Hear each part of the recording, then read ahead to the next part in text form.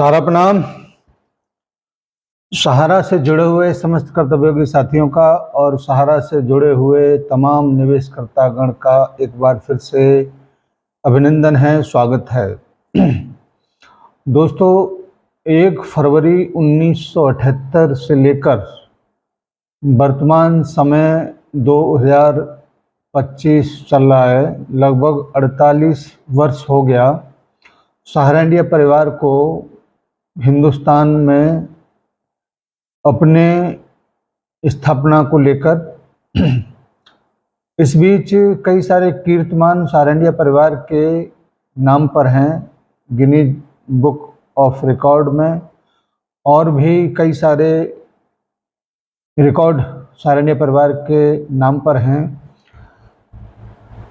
इस परिवार के आह्वान पर माननीय प्रधानमंत्री महोदय अटल बिहारी वाजपेयी जी भी दिल्ली के तालकटोरा स्टेडियम में आकर आभार प्रकट कर चुके हैं।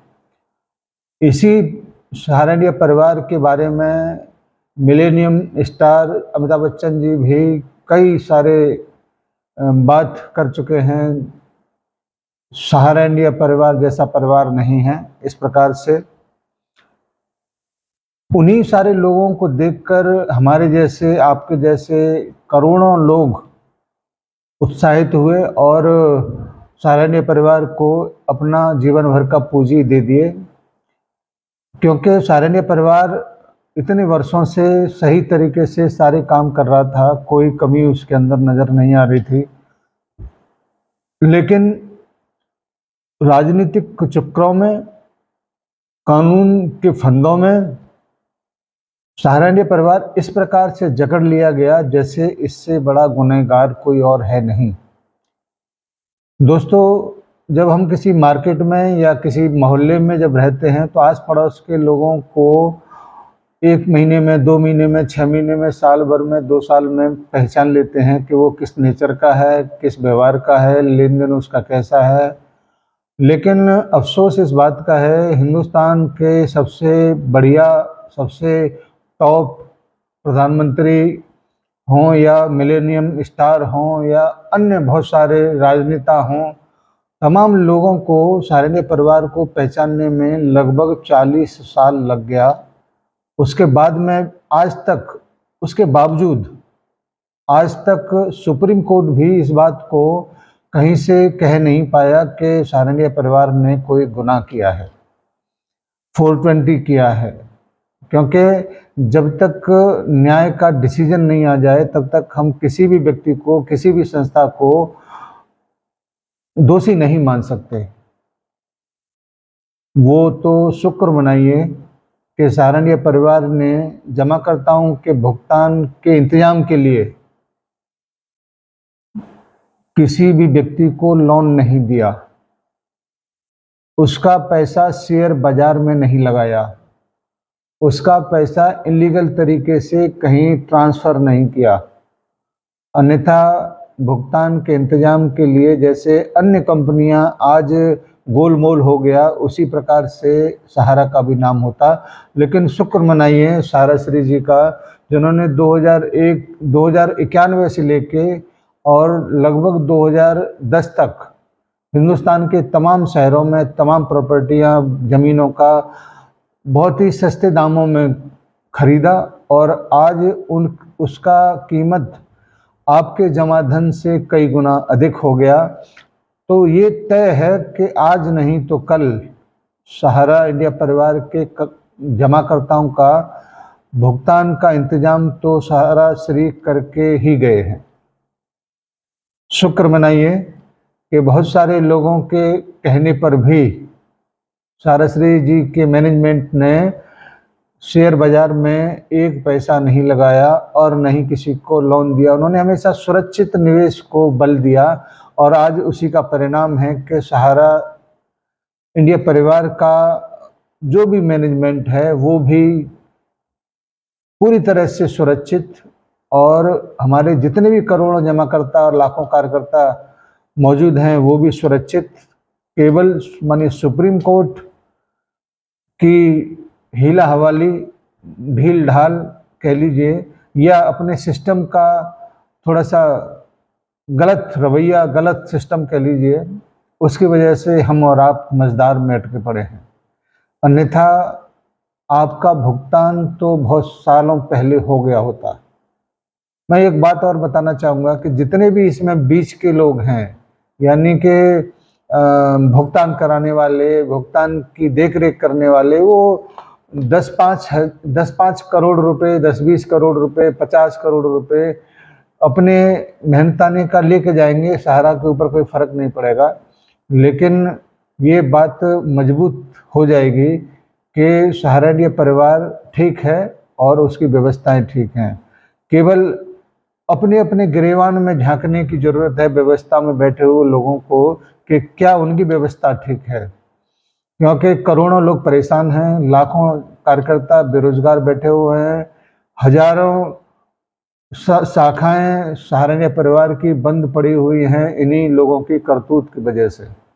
अगर ये सब सहारा को न देखकर भी देश के बारे में सोच लिए होते तो शायद आज ये पोजीशन नहीं होती।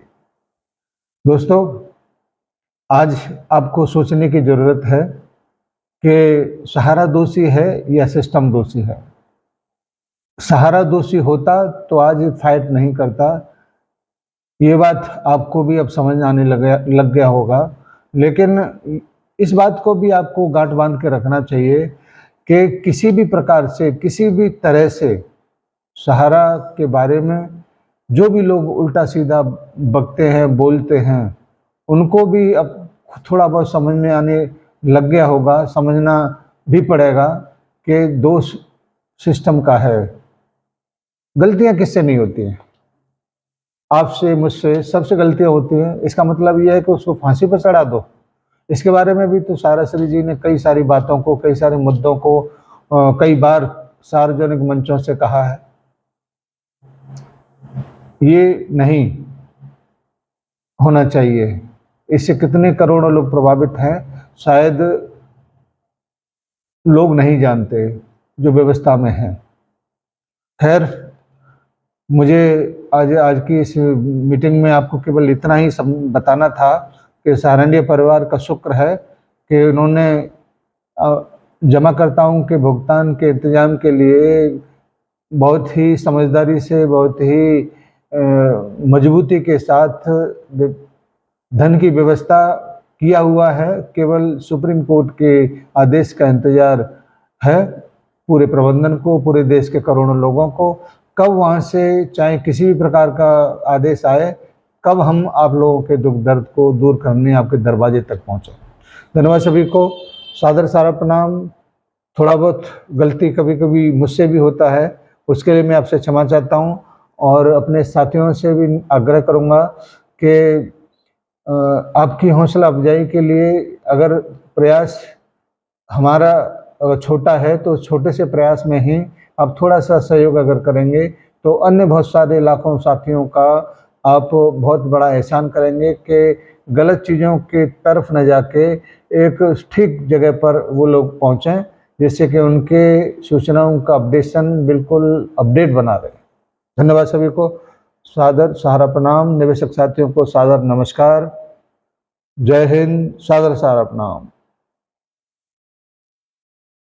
मैं एक शब्द इस्तेमाल करना चाहता हूं, चैलेंज। उसको व्यक्तिगत मत लीजिएगा आप। मेरा चैलेंज ये है, अगर 32 साल में सहारा ने एक भी ऐसा काम किया हो जो कानून के खिलाफ, लॉ ऑफ द लैंड के खिलाफ हो, 1 रुपया का अगर 2 नंबर का धंधा किया हो, एक भी ऐसा काम किया जो वो क्या कहते हैं सरकारी तंत्र में जाके वो पैसा खिला के और वो लाइसेंसिंग करके कोई काम किया हो उल्टा पुल्टा, एक भी ऐसा काम किया हो जो समाज और देश के प्रति गलत है, एक भी ऐसा काम किया हो जो जो जो मतलब जो बेसिक वैल्यूज हैं, मूल्य हैं, उनके खिलाफ कोई काम किया हो। अगर ऐसा एक भी मिल जाए आपको, जो 20 साल से आप लोग चेक कर रहे हो, आज तक कुछ नहीं मिला, अभी आगे भी नहीं मिलेगा कभी, आपको एक मिल जाए, हम सबको हैंग कर दो। और मैंने फिर माफी मांगते उनसे कहा, अगर नहीं करोगे तो हम नागरिक की हैसियत से मांग कर रहा हूं, जो लोग बदतमीजियां कर रहे हैं, जिनको कर्तव्य का कोई बोध नहीं है, बड़े बड़े ओहदे पर बैठ के अपने को खुदा समझ बैठे सरकारी तंत्र में, तो फिर आपका यह कर्तव्य बनेगा उनको हैंग करो। अगर वो गलत है उनको हैंग करो।